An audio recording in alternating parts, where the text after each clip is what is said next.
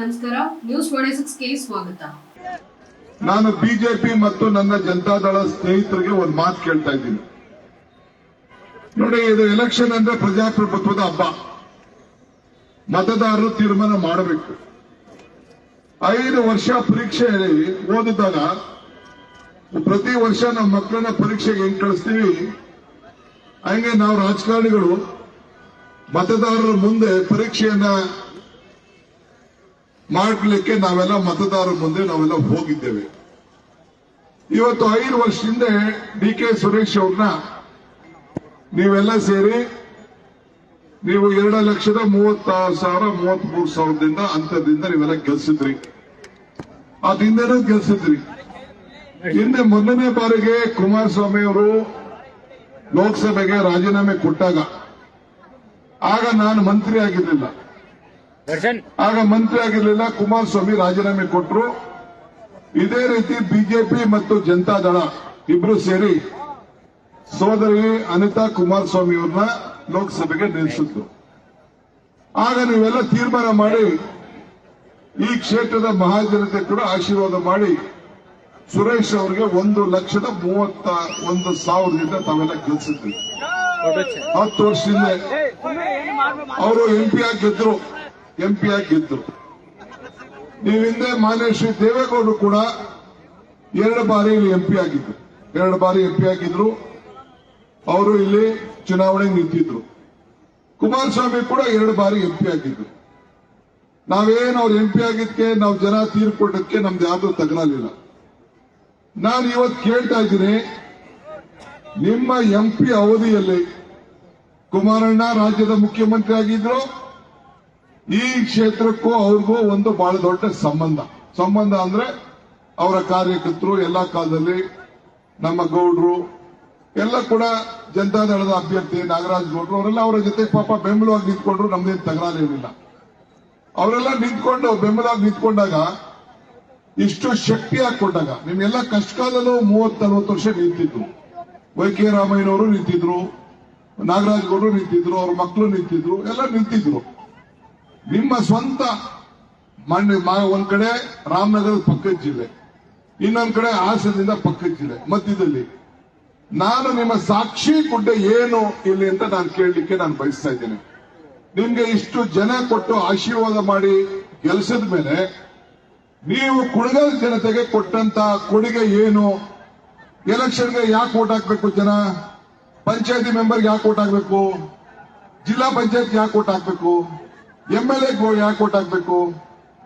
ನಮ್ಮ ಪ್ರತಿನಿಧಿ ಆದವನು ನಮ್ಗೆ ಏನಾದ್ರು ಸಹಾಯ ಮಾಡ್ತಾನೆ, ನಮ್ಮ ಕಷ್ಟ ಸುಖಕ್ಕೆ ಭಾಗಿಯಾಯ್ತಾನೆ, ನಮ್ಮ ರೈತರ ಬದುಕಿನಲ್ಲಿ ಬದಲಾವಣೆ ಮಾಡ್ತಾನೆ, ನಮ್ಗೆ ಹಾಸ್ಪಿಟ್ಲ್ ಕೊಡ್ತಾನೆ, ನಮ್ಗೆ ಒಳ್ಳೆ ರಸ್ತೆ ಮಾಡಿಸ್ಕೊಡ್ತಾನೆ, ನಮ್ಮ ತಾಲೂಕ್ ಆಫೀಸಲ್ಲಿ BDO ಆಫೀಸಲ್ಲಿ ಲಂಚ ಇದೆ ವ್ಯವಹಾರ ನಡೆದಾಗ ನೋಡ್ಕೊತಾನೆ. ಇಷ್ಟೇ ತಾನೇ ಒಬ್ಬ MLA MP ಜಿಲ್ಲಾ ಪಂಚಾಯತಿ ಮೆಂಬರ್ ಮಾಡಬೇಕಾದಂತ ಕೆಲಸ. ಆ ರೀತಿ ಏನಾದ್ರು ಮಾನ್ಯ ಶ್ರೀ ದೇವೇಗೌಡರಾಗ್ಲಿ ಕುಮಾರಸ್ವಾಮಿ ಅವರಾಗ್ಲಿ ಅಧಿಕಾರ ಕೊಟ್ಟಾಗ, ಈ ದೇಶದ ಪ್ರಧಾನಮಂತ್ರಿ ಆದಾಗ, ಈ ದೇಶದ ಮುಖ್ಯಮಂತ್ರಿ ಆದಾಗ ನಿಮ್ಗೆ ಏನಾದ್ರು ಕುಣಿಗಲ್ಗೆ ಏನಾದ್ರು ಸಹಾಯ ಮಾಡಿದ್ರ ಇಲ್ವಾ ಅನ್ನೋ ಒಂದು ಪ್ರಶ್ನೆ ನಿಮ್ಗೆ ಇವತ್ತು ಕೇಳ್ತಾ ಇದ್ದೀನಿ. ಆಯ್ತು, ಅವ್ರು ಮಾಡಲ್ಲ ಬಿಡಿ, ಆಯ್ತು, ಈಗ ಚರ್ಚೆ ಬೇಡ. ಅವ್ರು ಆಗಲಿಲ್ಲ.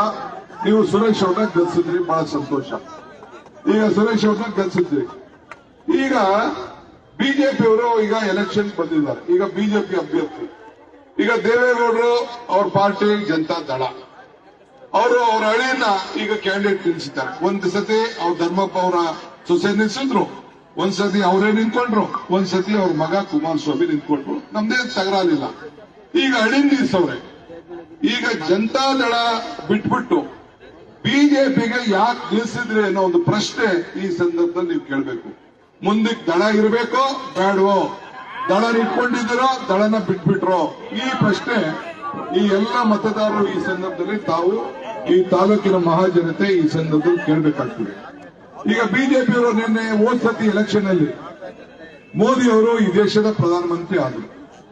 ಪ್ರಧಾನಮಂತ್ರಿ ಆಗಕ್ಕಿಂತ ಮುಂಚಿತವಾಗಿ ಏನ್ ಹೇಳಿದ್ರು ಅಂದ್ರೆ, ನೋಡಿ ಕಾಂಗ್ರೆಸ್ ಅವರೆಲ್ಲ ಲೂಟಿ ಮಾಡಿಬಿಟ್ಟಿದ್ದಾರೆ, ಕಪ್ಪಣ ಎಲ್ಲ ವಿದೇಶದಲ್ಲಿ ಇಟ್ಬಿಟ್ಟಿದ್ದಾರೆ, ನೀವೆಲ್ಲ ಜನಧನ್ ಅಕೌಂಟ್ ಓಪನ್ ಮಾಡಿ, ನಾವು ಆ ಕಪ್ಪಣ ಎಲ್ಲ ತಗೊಬಂದು ಪ್ರತಿ ಕುಟುಂಬಕ್ಕೂ ಕೂಡ 15 ಲಕ್ಷ ರೂಪಾಯಿ ಹಾಕ್ತೀವಿ, ನೀವೆಲ್ಲ ತಯಾರು ಮಾಡ್ಕೊಳ್ಳಿ ಅಂತ ಹೇಳಿದ್ರು ನಿಜನಾ? ಅಮ್ಮ ಹೇಳಿದ್ರು ಇಲ್ಲ 15 ಲಕ್ಷ ಬರ್ತದೆ ಅಂತ ನೀವ್ ಹೇಳ್ತಾ ಇದೀನಿ, ಹೇಳಿದ್ರ ಇಲ್ಲ ತಾಯಿ? ನಿಮ್ಗೆ ಹೇಳಿದ್ರೆ ಇಲ್ವೇನ್ರಿ ಅವರು? ಯಾರಿಗಾರು 15 ಲಕ್ಷ ನಿಮ್ ಅಕೌಂಟ್ಗೆ ಏನಾದ್ರು ಬಂತ? ನೀವು ಕೃಷ್ಣ ಕುಮಾರ್ ಕೇಳಬೇಕು, ನಾಗರಾಜೇಗೌಡರು ಕೇಳಬೇಕು, ನಮ್ ಡಾಕ್ಟರ್ ಕೇಳಬೇಕು, ಅವ್ರ ಅಕೌಂಟ್ಗೆ ಏನಾದ್ರು ಬಂತ ಅಂತ. ಡಾಕ್ಟರ್ ನಿಮ್ಗೆ ಏನಾರು ಬರ್ತೇನ್ರಿ? ನಿಮ್ಗೆ ಏನಾರು ಬರ್ತೇನೆ? ಯಾರಿಗೂ ಬರ್ಲಿಲ್ಲ, ಯಾರಿಗೂ ಬರ್ಲಿಲ್ಲ. ಆಯ್ತಪ್ಪ, ನಾವೆಲ್ಲ ರೈತರ ಮಕ್ಕಳು, ನಮ್ದು ರೈತರ ತಾಲೂಕು, ರೈತರಿಗೆ ಸಂಬಳ ಇಲ್ಲ, ರೈತರಿಗೆ ಪ್ರಮೋಷನ್ ಇಲ್ಲ, ರೈತರಿಗೆ ಪೆನ್ಷನ್ ಇಲ್ಲ, ರೈತರಿಗೆ ರಿಟೈರ್ಮೆಂಟ್ ಇಲ್ಲ, ಈ ರೈತರಿಗೆ ಲಂಚ ಇಲ್ಲ. ಈ ರೈತರಿಗೆ ಆದಾಯ ಡಬಲ್ ಮಾಡ್ತೀನಿ ಅಂತ ಹೇಳಿದ್ರು. ಏನ್ ಹೇಳಿದ್ರು? ಆದಾಯನ ಡಬಲ್ ಮಾಡ್ತೀನಿ ಅಂತಂದ್ರು. ಏನಾದ್ರು ಡಬಲ್ ಆಯ್ತಾ? ಏನಾದ್ರು ನಿಮ್ಮ ಸಾಲ ಏನಾದ್ರು ಮನ್ನಾ ಆಯ್ತಾ? ನಿಮ್ಗೆ ಏನಾದ್ರು ಅನುಕೂಲ ಆಯ್ತಾ? ಏನೂ ಇಲ್ಲ. ಈಗ ಯುವಕರಿದ್ದೀರಿ, ವರ್ಷಕ್ಕೆ 2 ಕೋಟಿ ಉದ್ಯೋಗವನ್ನ ಸೃಷ್ಟಿ ಮಾಡಿ ನಿಮ್ಗೆಲ್ಲ ಪ್ರತಿ ಊರಿಗೂ ಒಂದು 5 ಜನಕ್ಕೆ ಕೆಲಸ ಕೊಡ್ತೀನಿ ಅಂತ ಹೇಳಿದ್ರು. ಯಾರು ನಿಮ್ಮೂರಲ್ಲಿ ಕೆಲಸ ಸಿಗ್ತಾ? ಈಗ ನಾನು ಹೇಳ್ತಲ್ಲ, ಇದನ್ನ ಬಿಜೆಪಿಯವರು ಓಟ್ ಹಾಕಕ್ಕೆ ಮುಂಚಿತವಾಗಿ ನಮ್ ಸರ್ಕಾರ ಬಂದ್ರೆ ನಾವು ಮಾಡ್ತೀವಿ ಅಂತ ಕೊಟ್ಟ ಪ್ರಣಾಳಿಕೆ. ಇದಾಗಿತ್ತು ಲೇಟೆಸ್ಟ್ ಅಪ್ಡೇಟ್ಸ್. ಇನ್ನಷ್ಟು ಸುದ್ದಿಗಾಗಿ ನೋಡ್ತಾ ಇರಿ News 26 ಕನ್ನಡ. ನಾವು ನಿಮ್ಮೊಂದಿಗೆ.